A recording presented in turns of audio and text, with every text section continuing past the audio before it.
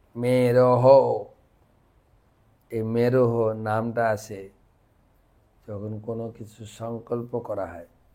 Last শ্লোক 29, তামনু পরিত লোকপালা নামনাষ্ট্যম যথাদেশম যথারূপম তুরীয় মানেন পুর অষ্টাবুভু ক্লুপ্তা। অনুবাদ,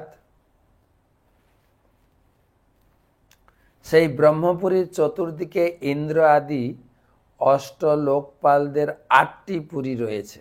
সে 8টা পুরীর নাম প্রভুপাদ উল্লেখ করেছেন তাৎপর্যে। সেই সমস্ত পুরী ঠিক ব্রহ্মপুরীর মতো একটি, তাদের আয়তন ব্রহ্মপুরীর 1/4, মেন ব্রহ্মপুরীর 1/4 আর সেগুলি প্রভুপাদ তাৎপর্যে লিখেছেন। শিল বিশ্বনাথ চক্রবর্তী ঠাকুর উল্লেখ করেছেন যে অন্যান্য পুরাণেও ব্রহ্মার পুরী ও ইন্দ্রাদি দিকপালের পুরীর বর্ণনা রয়েছে।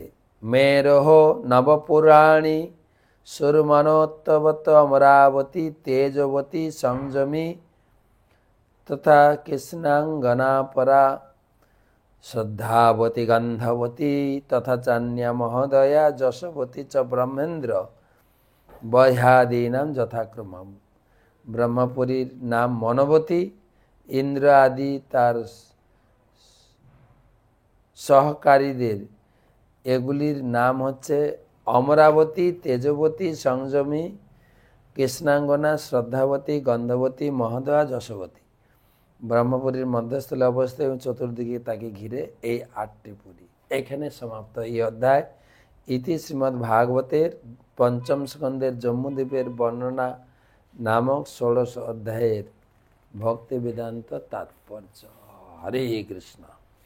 আজকে এখানে রাখি, কালকে আরেকটা নতুন অধ্যায় শুরু করব, 17 অধ্যায়। শুভরাত্রি।